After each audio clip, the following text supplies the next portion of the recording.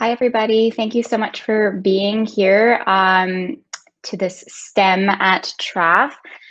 My name is Adriana Ruffini. I am a math teacher at Trafalgar, and my colleague Christian Lupel is the science department head and science teacher at TRAF. And we're really excited to present to you what we have been doing and what we are going to be doing in STEM, particularly in inquiry and project-based learning.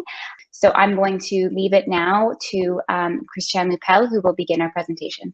Hi, everyone. Thank you so much for spending some of your Sunday with us. So as my colleague Adriana said, we do a lot of work with the science and math classes in cycle 1, so grade 7 and grade 8, in inquiry and project-based learning. So why do we actually do that? Why do we think that this is something worth pursuing?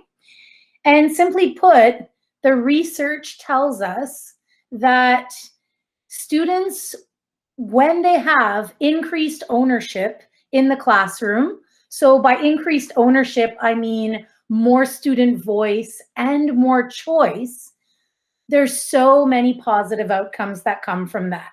So it leads to a wealth of skills that get developed through this type of learning.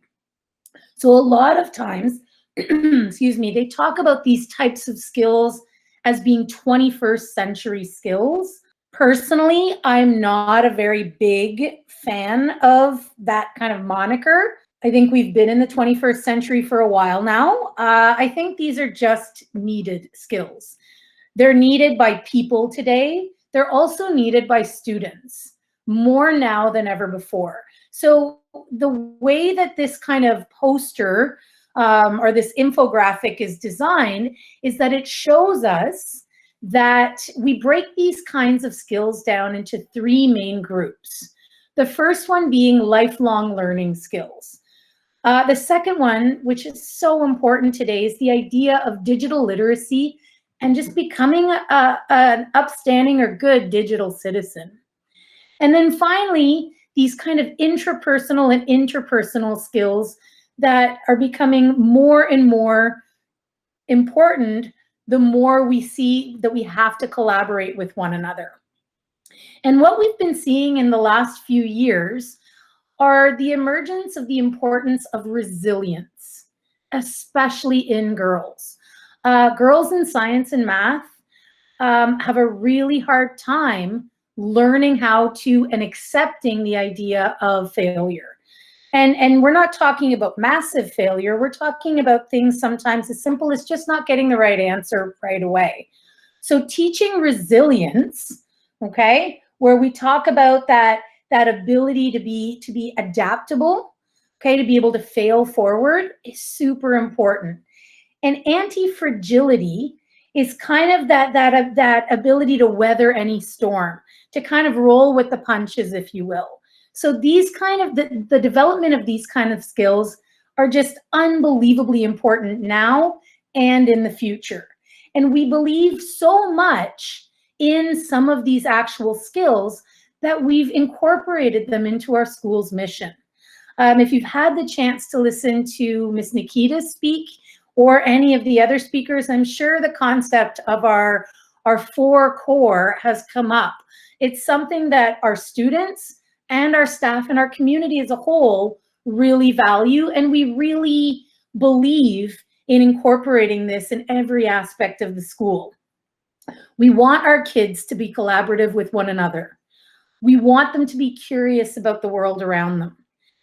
We want and need them to be open to trying new things, because you never know what kind of enjoyment or what kind of lifelong learning can come from being open to new things.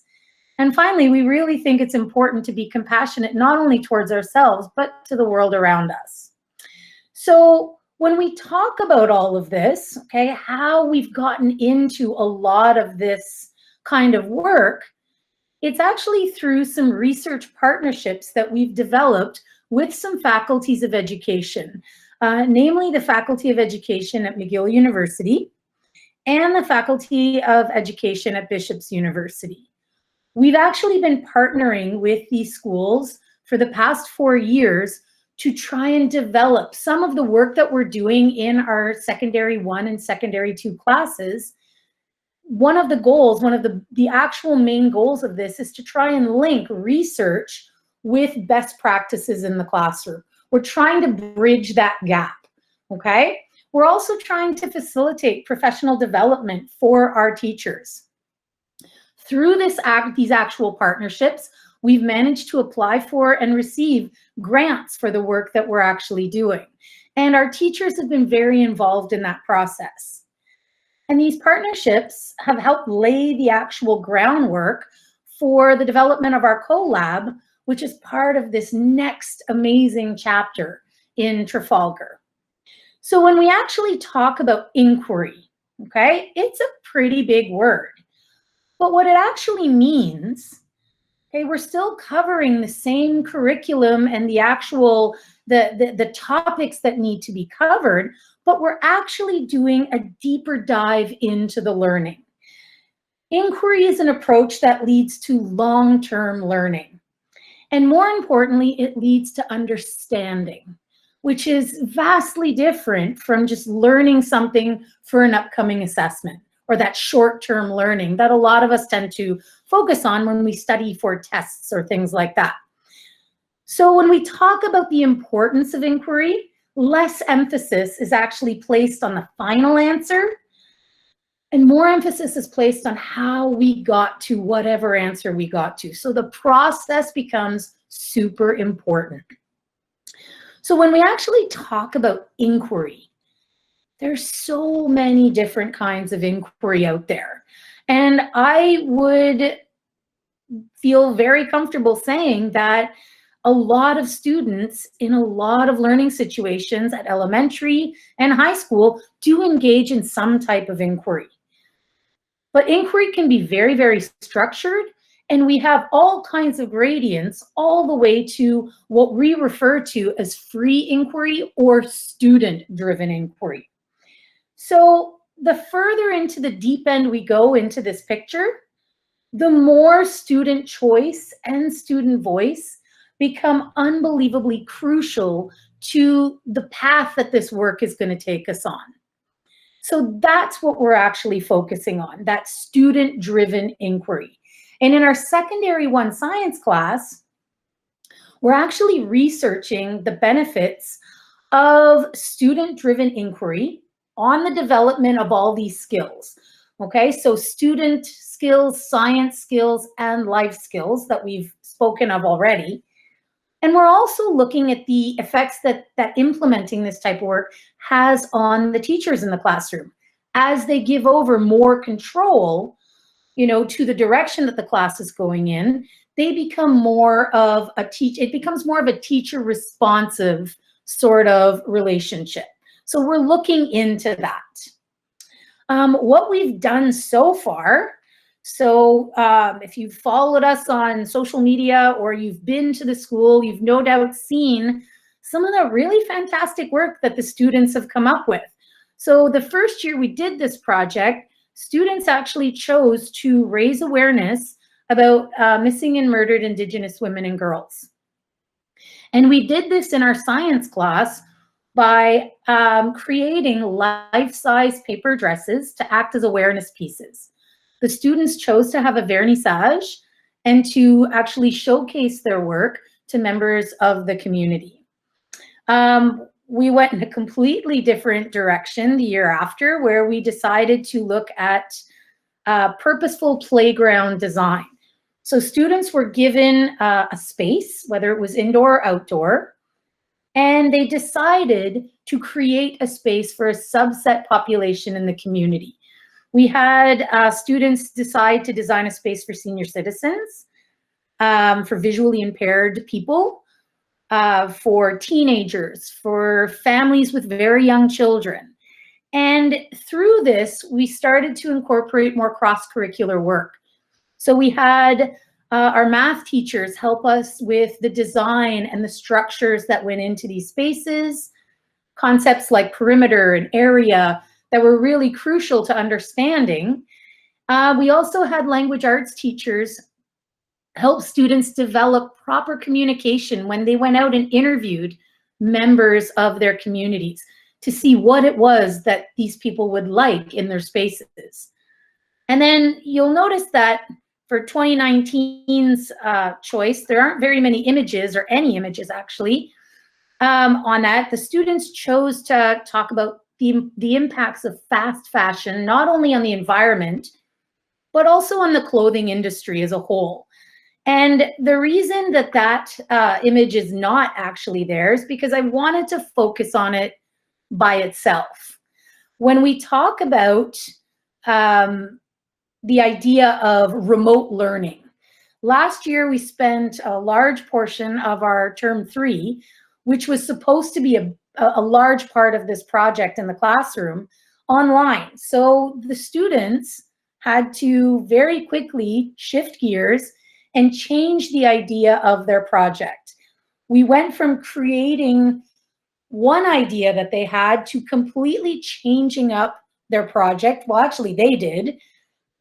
And we actually decided to create an upcycle challenge for the school, where students chose to create an informative video to kind of explain the concept to the school. And they challenged them to repurpose materials around the house to make something usable with them. So at the end of last year's project, there were a lot of really interesting takeaways. We realized that inquiry-based learning is really successful both in a synchronous environment and in an asynchronous environment. And what we mean by that is it works really well when everyone's in the room together focusing on that one thing at the same time, but it works equally as well in an environment where students are learning asynchronously, which means they're getting their work done or they're getting to certain milestones at different times, maybe not all together as the same group. We also saw that it was an unbelievably successful way to engage reluctant or shyer learners. So it was a chance for everyone to have a voice and to express themselves. And when you're in a room full of people, sometimes you don't feel like your voice is heard. So this was actually a really, really great way for those quieter students or those more reluctant students who maybe weren't as interested in the topic, but it was a way for them too to find something to really focus on and be successful with. And finally, the biggest, I think, and one of the most important takeaways for me anyway, was just how much of a leadership opportunity this project was. It was a chance for the secondary 1 students, the youngest students in the school, to be the experts at something and to lead the school in a really meaningful activity. It was a chance for them to share people's work and for older students to actually ask them some information and their opinion about things. And it was a real chance for our grade 7s to shine. Our grade 7s were so enthused about this project that they actually ran a class or an activity for this year's incoming grade 7s, all on their own. And it was a pretty amazing sight to see. So, you know, where are we actually headed now? Okay, so what is our goal now? We're trying to grow this project because we really do see the benefit to it. We're bringing in new teachers this year, and we're mentoring new teachers in the idea of giving over some of that control and looking at inquiry as a way of learning. We're also planning our curriculum around the actual topic that the students choose. So we're figuring out ways to, you know, make those links to all aspects of the science curriculum. We really believe in the fact that this needs to be cross-curricular.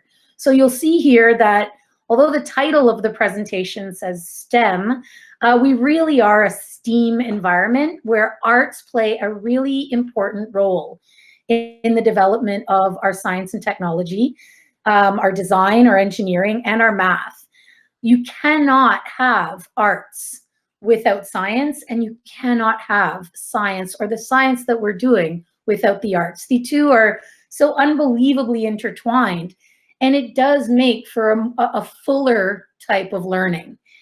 And we're also looking at growing our group of educators that are involved with this. So we've developed a Cycle 1 projects working group where different teachers from different areas of education, so social studies, French, English, math, language arts, arts, physical education, are all trying to come together to see how we can incorporate this theme. So that in a nutshell is kind of where we're at with our inquiry. I'm going to pass it over now to my amazing colleague, Adriana, who's going to talk about her work now with project-based learning. Hi again, everybody. Thank you so much, Christiane. So hi again. I'm really excited to tell you about what we've been doing in math, specifically on project-based learning. So this title slide is why project-based learning, but I do want to preface this by saying that the purpose of project-based learning is not always project-based. Like, we still do tests, there's still a mix of some traditional learning, but I think what I've learned, especially by doing this, is that students who do project-based learning actually do just as well, if not better, on tests or any assessments than people who receive like the traditional lecture note-taking. More so because when students are immersed in a project-based learning, they're using the math that they know hands-on. And the number one question, and I think that's what really inspired me to do this, was the number one question I'd be getting from students was like, why am I doing this? Like, what's the point? Like, why am I solving for X? When am I ever going to see this?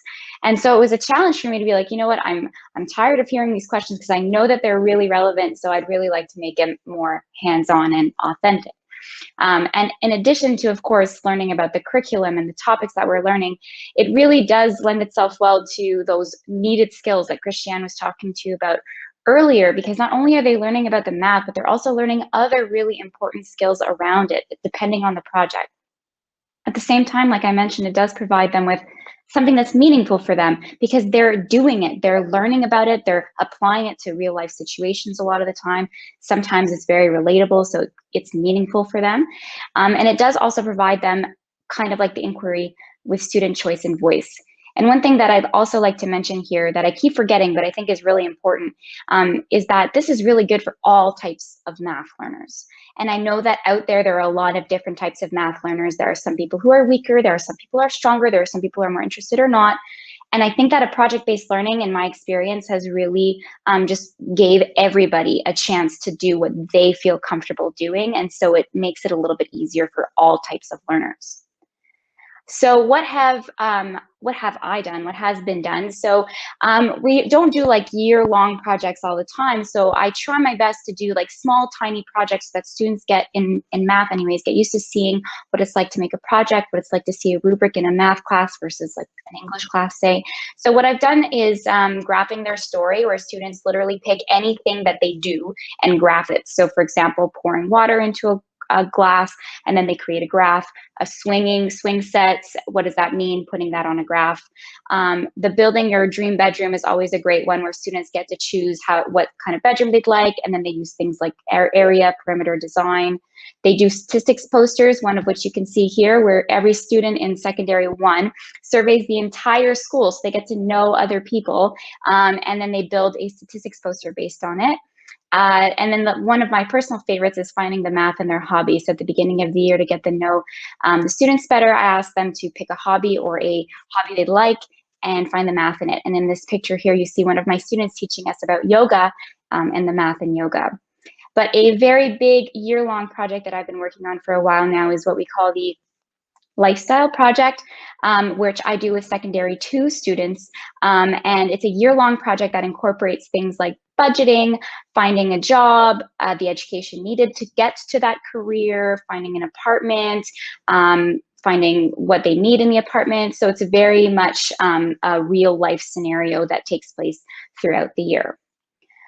So today I'm still working on this lifestyle project, and this year though in particular, I'd really like to bring in some of the science that you just heard Christiane present to you. So some of the inquiry student driven ideas that come with it.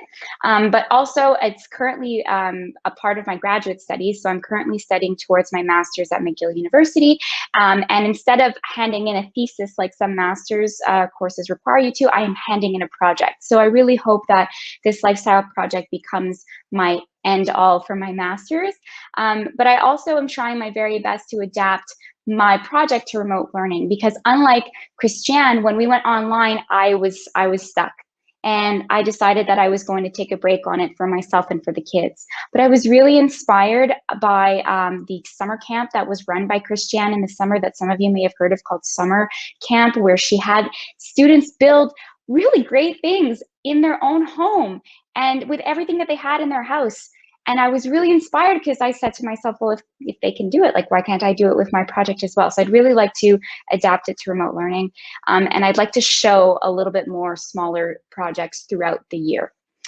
And my objectives is, as Christiane mentioned, I'm really a big fan of cross-curricular collaboration, more so because a lot of the things in some projects come from other classes. And I would rather not, reinvent the wheel, and instead collaborate with another teacher to say, hey, if you're doing this in your class, how do you do it? How can I introduce it in my class? And I'd like to really incorporate a lot of the inquiry, a lot of student choice and voice that Christiane just talked to you about that they do in Secondary 1. And the other thing that also inspired me, you'll notice that Christiane has inspired me a lot to do mine, is that you notice that she had a vernissage for her Missing and Murdered Indigenous Women. The Red Dress project was beautiful. Everybody was able to come and students were able to show off their work. And I think that that made them a lot more proud of what they did when they could show other people, not just their class and their teacher. And of course, it makes them a bit more accountable towards their work because they know that other people will be looking at it. So to just recap this whole session, our future goals for STEM, specifically in cycle 1, is that cross-curricular that you heard both of us speak of in cycle 1 for both inquiry and project-based learning. Me more so maybe, but I know that both of us are thinking about the remote learning adaptability, because you never know nowadays. Of course, the community involvement, and that doesn't mean like just the TRAF community. We could also bring in people from outside community, the McGill community, the Montreal community, to come in and collaborate with us. Of course, I think that it's really important for parents to be informed about this type of learning that they may not have ever heard of or understand super well. And so we'd be happy to teach them about it. And of course, we don't want to limit ourselves to inquiry and project-based learning just in cycle 1. It would be really great if we could really put it across the board so that even in Secondary 5, they're still getting that type of learning with them.